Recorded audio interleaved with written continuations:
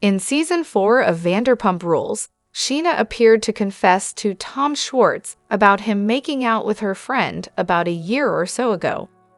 Upon rewatching, it seems Sheena might have been subconsciously admitting her own makeout session with him, as there was no friend named Kate.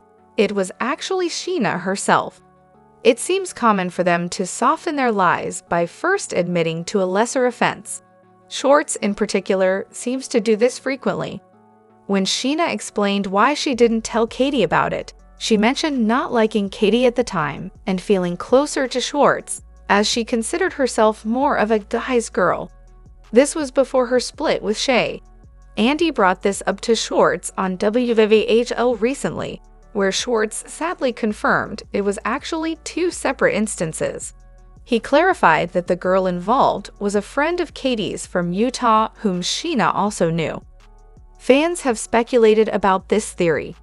Additionally, Sheena has been seen in situations involving taken men, like other cast members, excluding Katie. It's clear the men often engage in cheating behavior, but the women on the show aren't always better. The entire cast seems to be embroiled in drama. Personally, I find it hard to understand why anyone would want to make out with Schwartz. He might be handsome, but he gives off a childish vibe. Hello everyone, welcome back to my channel, Spill Chronicles. It's me, Ramona here. I hope everyone is having a wonderful day. Keep watching, so let's dive into today's video. However, Jo recently posted a sponsored post featuring the reunion trailer, even though she's not even in it. To add confusion, it was watermarked by a different account. What's the purpose behind this? Jo's behavior reminds me of the obsessive stalker character from Baby Reindeer. Her actions seem delusional and filled with lies. Joseph appears to be quite unstable, dealing with numerous issues. It's unclear why she's involving herself when her main conflict is with Katie, and she's the one who was dumped by Schwartz. While Ariana stays busy with her own projects, Jo and Rachel seem desperate for attention by involving her. It's time for them to find new interests. Jo reposts Clara as if they're on the same level, even though their situations are different. She previously hinted at joining Summer House, and her reposting of WWC is comical. It seems she's desperately clinging to a fleeting moment of fame that never fully materialized. It might be time for her to focus on finding a job.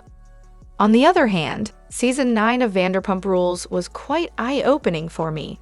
Initially disinterested after half the cast was fired, I finally watched it and was shocked.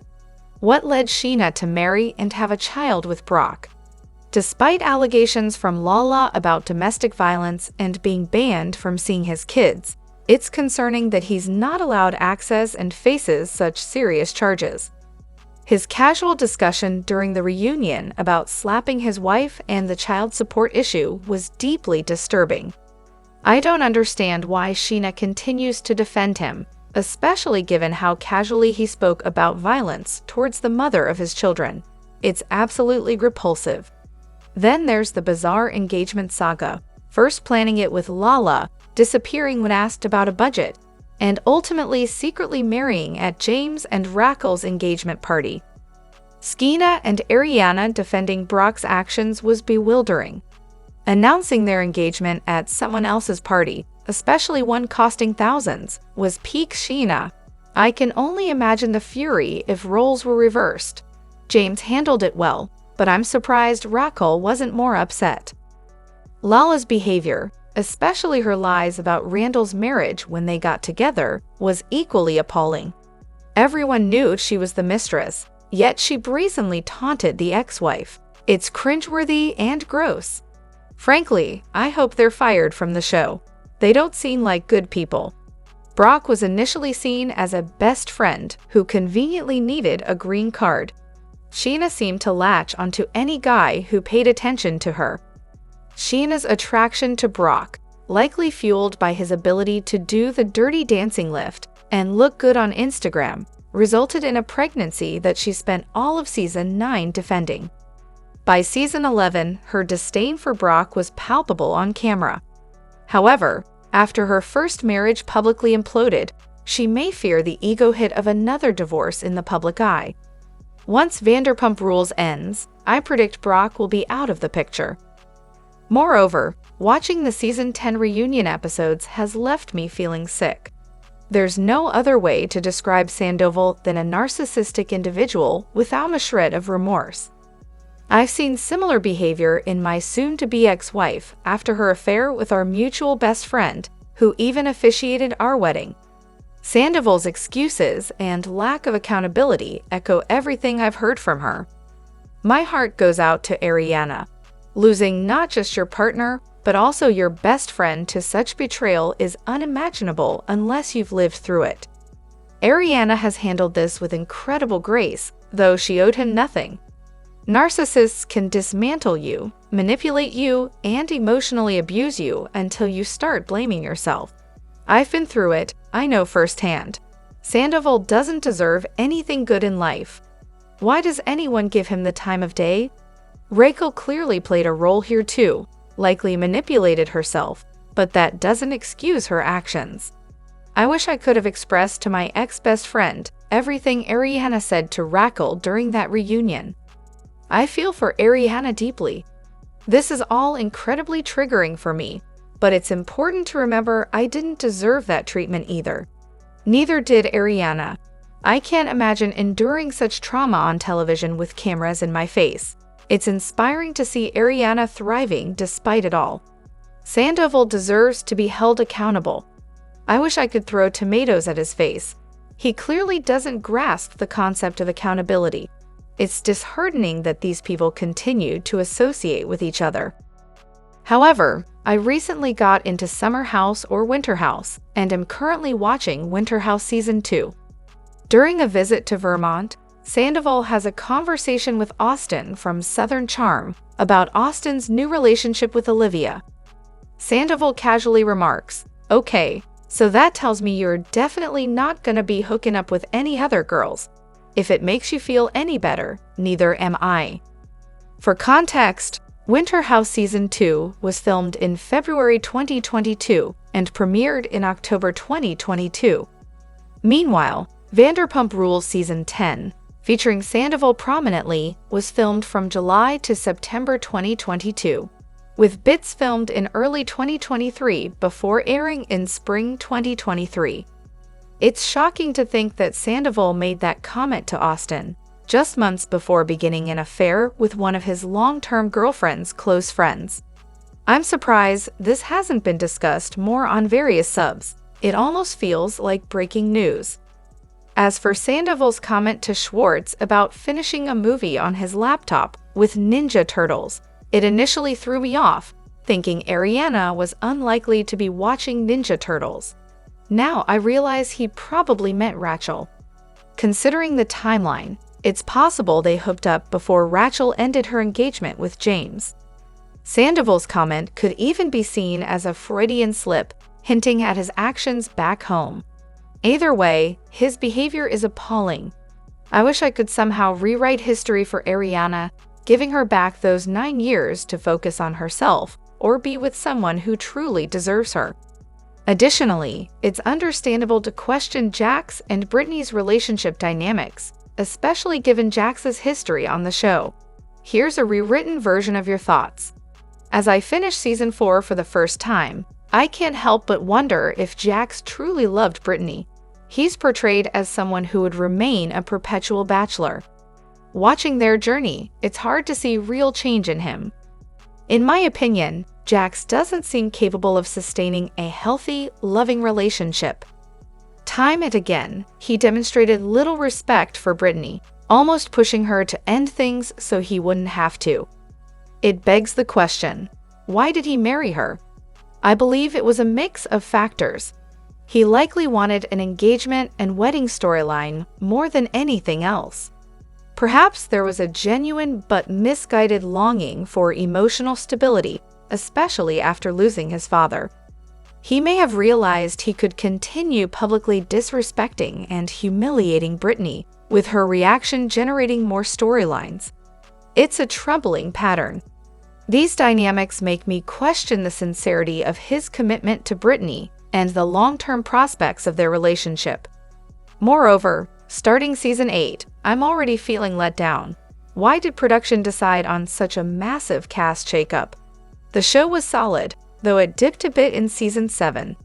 I used to binge-watch episodes because they were incredibly entertaining, but season 8 feels like it's dragging on.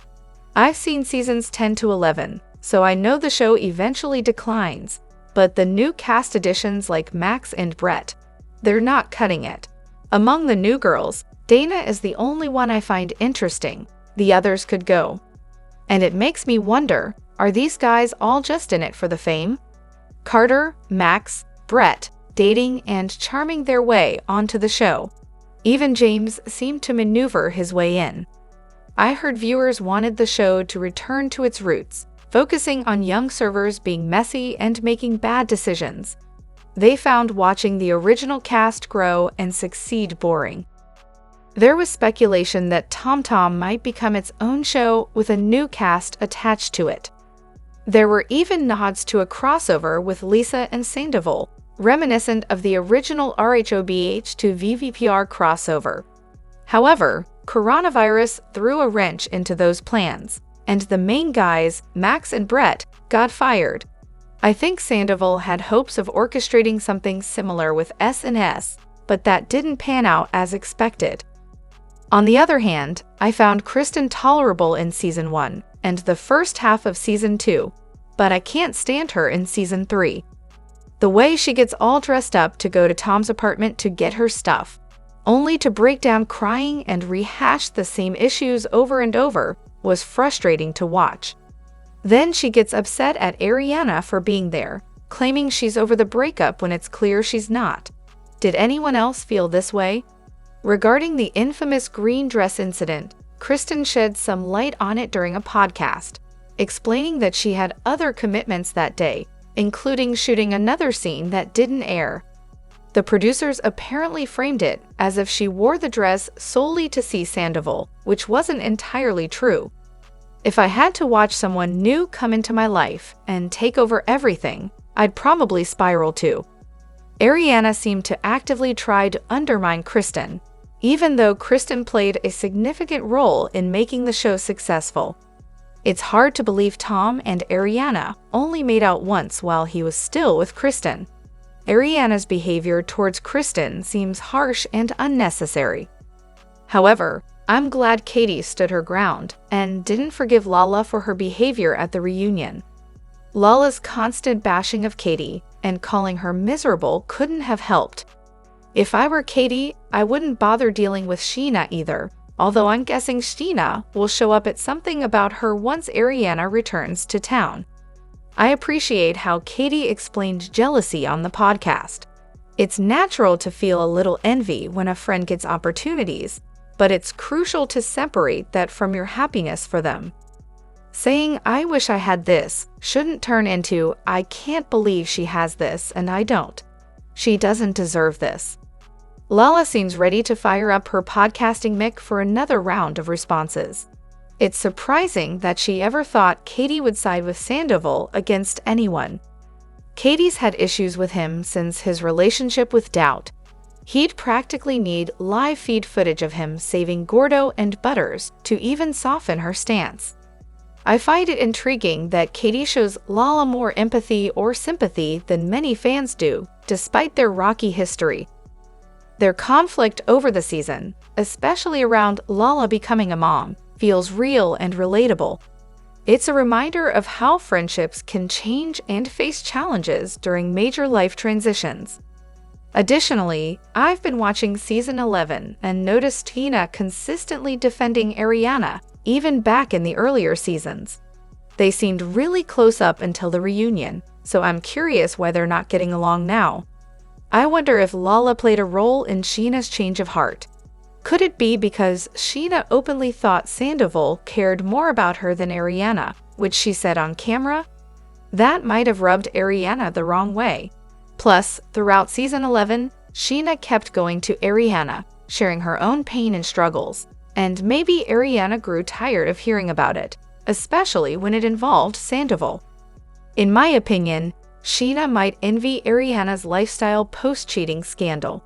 Things like Dancing with the Stars and hosting Love Island could have sparked jealousy. It's possible that they'll maintain a cordial public relationship, but I doubt they'll be as close as they once were. Ariana may not think about Sheena as much as Sheena thinks about her these days. Moreover, in Season 2, Episode 9 of RHOBH, Sheena Marie's interaction with Mauricio does indeed become a plot point. While it may not be a central storyline, it does resurface later in the context of other events. Without giving too much away, Sheena's involvement with Mauricio is revisited in relation to some of the dynamics and discussions among the cast. It's a piece of backstory that adds to the drama and interactions on the show, especially as relationships and tensions evolve. Drop your thoughts in the comment section below. Do you agree or disagree? Don't forget to like, subscribe, and hit the notification bell for more updates. Your opinions matter, and I will see you in the next video. Thank you.